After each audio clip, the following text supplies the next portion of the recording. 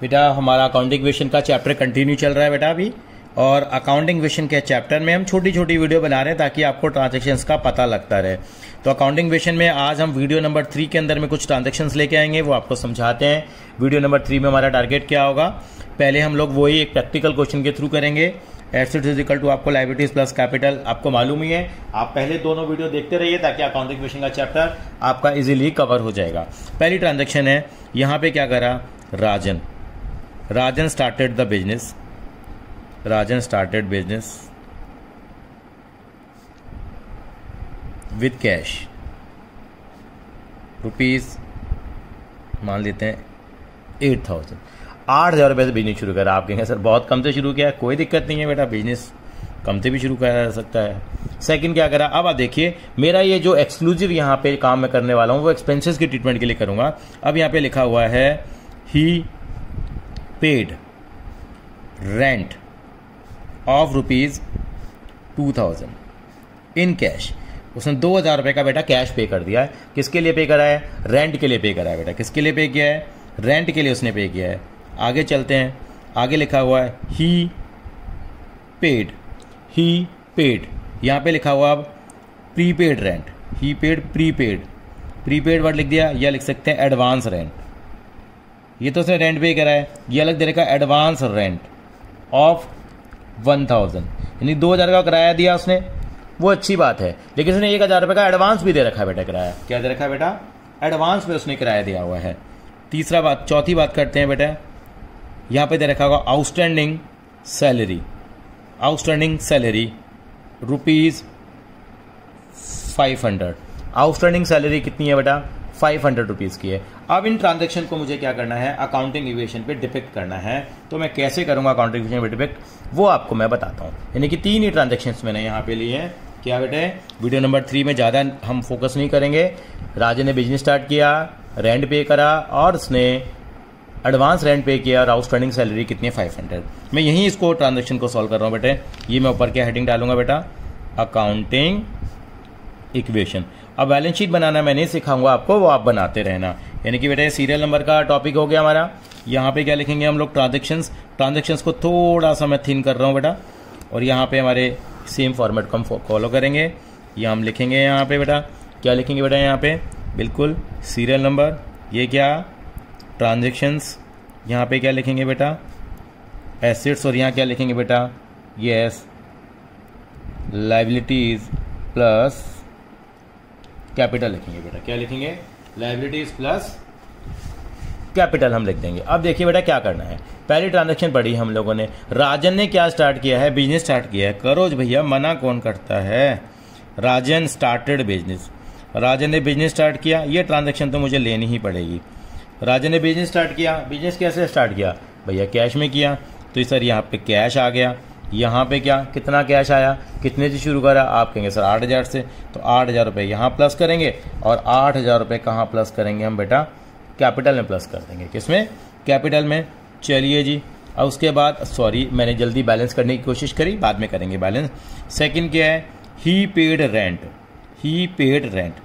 अब मैं बताता हूँ, बिजनेस चलाएगा तो बिजनेस में क्या ले रखी है उसने, जगह किराए पे ले रखी है, तो उसने रेंट पर पे कर दिया। अब रेंट पे करेंगे तो क्या होगा अकाउंटिंग इक्वेशन में, ये समझ आने वाली बात है।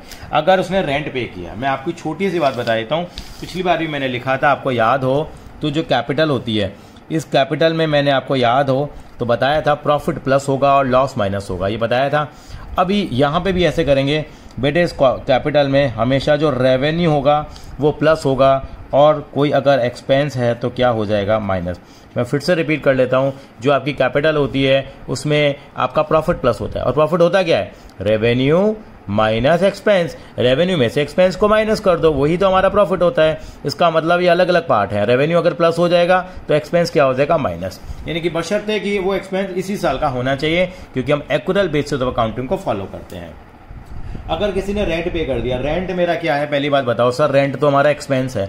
अगर एक्सपेंस करेंगे, किसी को रेंट देंगे, तो पहली बात तो सर हमारा क्या कम हो जाएगा, कैश कम हो जाएगा। चलो जी, कैश 2,000 रुपये का कम कर दो। साथ साथ में क्या कम हो जाएगी बेटा, हाँ जी मैं यही समझाना चाह रहा हूँ, आपकी कैपिटल भी क्या हो जाएगी बेटा, कम हो जाएगी। कैपिटल कम क्यों हो जाएगी, क्योंकि आपने रेंट पे किया तो आपकी कैपिटल तो कम होगी, आपकी जो पूंजी है उसमें इरोजन हो जाएगा। इरोजन ऑफ कैपिटल का मतलब आपकी कैपिटल कम हो जाएगी।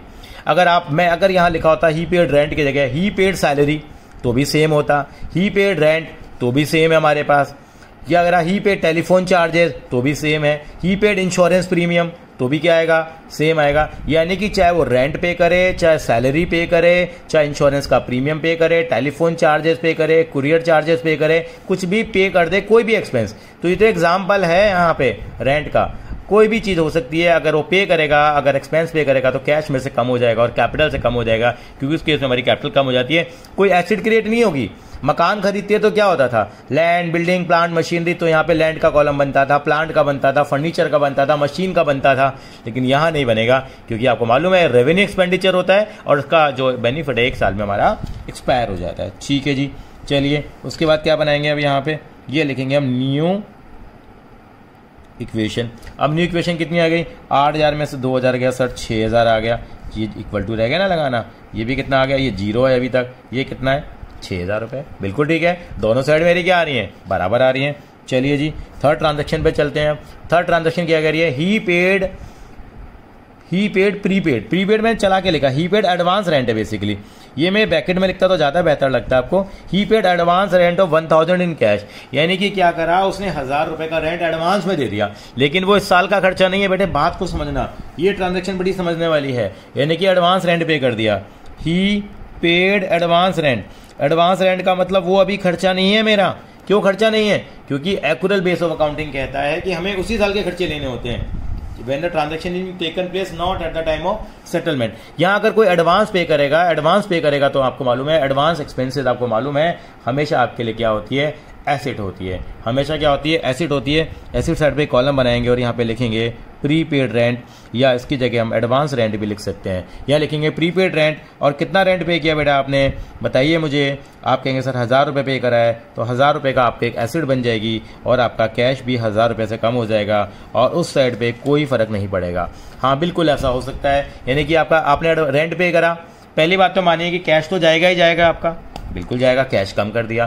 साथ साथ में क्या होगा, ये प्रीपेड रेंट का कॉलम क्यों बनाया मैंने, क्यों कैपिटल से क्यों माइनस नहीं करे, खाली रेंट होगा, याद कर लीजिए, समझ लीजिए, रेंट होगा तो कैपिटल से माइनस होगा, अगर प्रीपेड रेंट होगा तो प्रीपेड रेंट मेरी क्या बन जाती है, याद रखेंगे प्रीपेड रेंट मेरी क्या होती है, एसिड होती है, और एसिड का अलग से कॉलम बनाऊंगा।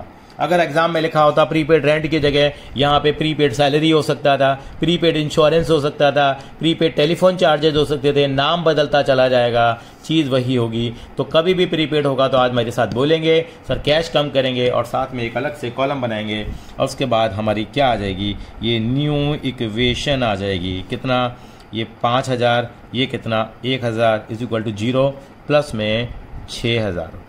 आई थिंक सो क्लियर हो गया। 2-3 बार देखेंगे तो और आपको क्लियर होती चली जाएंगी। क्वेरी होंगी आप लिख सकते हैं आप अपने कमेंट बॉक्स के अंदर में। आगे आउटस्टैंडिंग सैलरी, आउटस्टैंडिंग सैलरी का, आउटस्टैंडिंग का मतलब क्या होता है, पहली बात तो प्रीपेड का मतलब तो बता दिया, यानी कि अभी आपने फ़ायदा नहीं उठाया है, आपने पैसा दे दिया उसको, तो आपकी एसेट बन जाती है। जैसे आप क्लास 12 की फीस अभी जमा करा दो, आप 11th में हो ना, क्लास 12 में अपनी फीस अभी जमा करा दो, तो आपकी क्या बन जाएगी, वो एसिड बन जाएगी। क्या बन जाएगी बेटा, एसिड बन जाएगी। चलिए जी, अब आपसे देखिए, यानी कि आपने 11वीं की फीस 12वीं में जमा करा दी, अब क्या हो गया, अब 11वीं का खर्चा ही नहीं दिया अभी आपने, मान लीजिए वो तो आपकी एसिड थी, अभी आपने 11वीं की फी आपकी आउटस्टैंडिंग है। ओएस का मतलब क्या है, यहाँ पे ओएस जो वर्ड मैंने यूज कर लिया, एक्चुअल में मुझे ओएस यूज नहीं करना चाहिए था, अभी आपकी क्लास 11th की है। ओएस सैलरी का मतलब क्या है, ये इसको ओएस को शॉर्टकट में लिख दिया हम लोगों ने, वैसे एग्जैक्टली वर्ड क्या होता है, आउटस्टैंडिंग वर्ड होता है। आउटस्टैंडिंग का मतलब बकाया, यानी कि अभी किसी मजदूर की तनख्वाह हम लोगों ने नहीं दी है।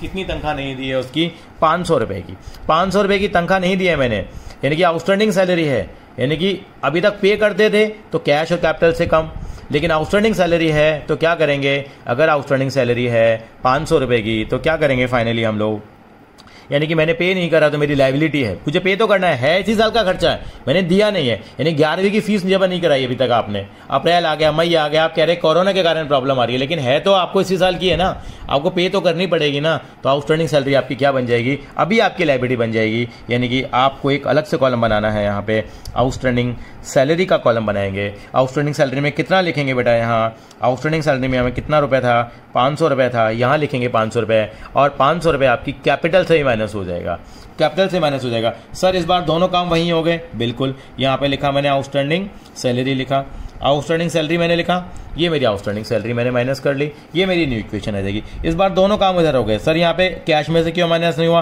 भैया सैलरी दी थोड़ी है मैंने जो माइनस करूंगा, बिल्कुल ठीक बात है। कोई मेरी एसिड थोड़ी बनी है, बिल्कुल सही बात है, खत्म हो गई। यानी कितना आ गया न्यू इक्वेशन? न्यू इक्वेशन नहीं, देखो क्या लिखेंगे इसको हम, फाइनल इक्वेशन लिखेंगे। कितना आएगा बेटा? ये 5000 प्लस कितना 1000 इज इक्वल टू कितना बेटा? ये 6000 आ रहा है, ये 500 प्लस में कितना 5500। यानी कि आउटस्टैंडिंग होगी तो कैपिटल से कम कर देंगे। कैपिटल से कम क्यों कर देंगे? क्योंकि इसी साल का एक खर्चा है, इसलिए मुझे कम करना पड़ा। क्यों? मेरी लायबिलिटी बन गई है, लायबिलिटी बन गई, साथ साथ मेरी क्या कम हो जाएगी? मेरी कैपिटल कम हो जाएगी। अगर आउटस्टैंडिंग सैलरी की जगह आउटस्टैंडिंग वेजेस लिखा होता, आउटस्टैंडिंग वेजेस लिखा होता, आउटस्टैंडिंग रेंट लिखा होता, आउटस्टैंडिंग टेलीफोन चार्जेस लिखे होते, आउटस्टैंडिंग इंश्योरेंस चार्जेस, कुछ भी लिखा होता तो आपको यही ट्रीट करना है। आपको टोटल कितना आ गया? सर ये 6000 आ गया, ये भी कितना आ गया मेरा?